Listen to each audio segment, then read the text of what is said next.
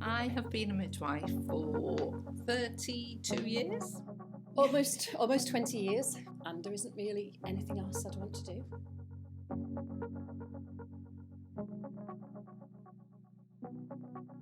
But my passion, I think I always wanted to be a midwife, but essentially it comes from wanting to care for people.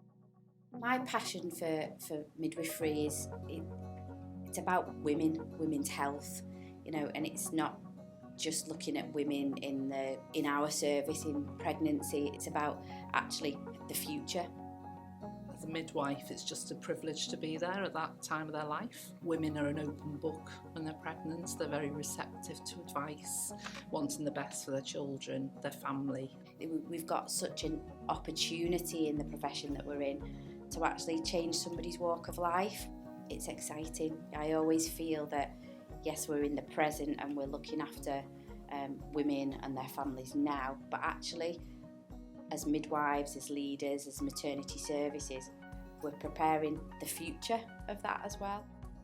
So I think we're in a time where people are questioning whether they want to go further in their careers, probably because what we've been through as a nation, but they sometimes see what is probably a stressed out job and why would I want to do that. People don't always understand what the role is. They'll see it as being meeting after meeting and stress after stress, when actually it isn't all like that.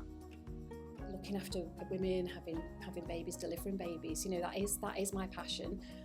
But now in a sort of more senior role, it's still very much a clinical practice. So very much, although my role isn't, on the wards delivering babies, looking after mums and babies every single day, my heart is definitely in ensuring that services meet the needs of women and doing everything we can to develop those services. My passion for leading midwifery services comes from really wanting everybody to have the same level and standard of great care. As a leader, you get more opportunity to have influence over that, don't you? Whereas if you stay on the shop floor, you perhaps don't have the same level of influence. So that's why I've ended up moving into leadership roles. As a midwife on the shop floor, who was supporting women and families, it was very much around empowering them. So when you move into a leadership role, I've just taken that with me. What the outcome is for women and families is that you get an outstanding service because people invested, they care. Healthy, happy staff, engaged staff make their own individual leaders. That helps provide much more of a collaborative leadership towards the same goal.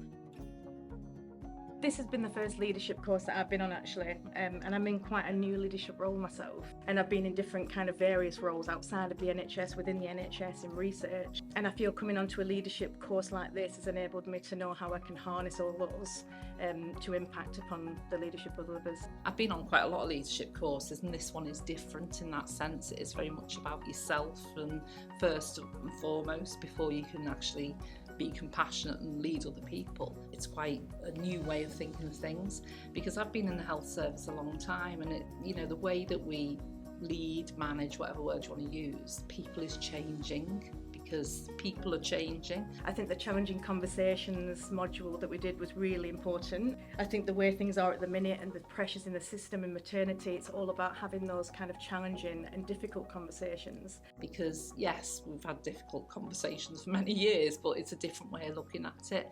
I've really enjoyed having a personal challenge with the programme, and it gives you that opportunity to stay focused as well and utilise what you've learnt through the modules to how to apply it. Being on the programme, I felt invested in so I want to invest in my team as well, so that everybody has the opportunity to have the same programme. And I think we're absolutely missing a trick, because if there was an opportunity for more of the teams to come on a course like this and to really look at the elements of courage, of compassion, of care, we would actually have a very, very different workforce. I would say that it's important to kind of recognise yourself as a leader no matter what place or point you're at in your career pathway. Valuing what other people bring, and that we are all individuals, we've all got our strengths, we've all got our weaknesses, but actually working together as leaders, we can kind of bridge all those together as a team. Anyone can be a leader, everyone's a leader. Women are leaders, mothers are leaders, fathers are leaders. We've got to be leaders in life, in ourselves. And this happened for me. someone to put their hand on your shoulder and say, have you thought about doing that role? Because a lot of people don't. They think, I couldn't do that, or I don't want to do that. Just your shining stars, really. Yeah, they just don't know the shining. Yeah.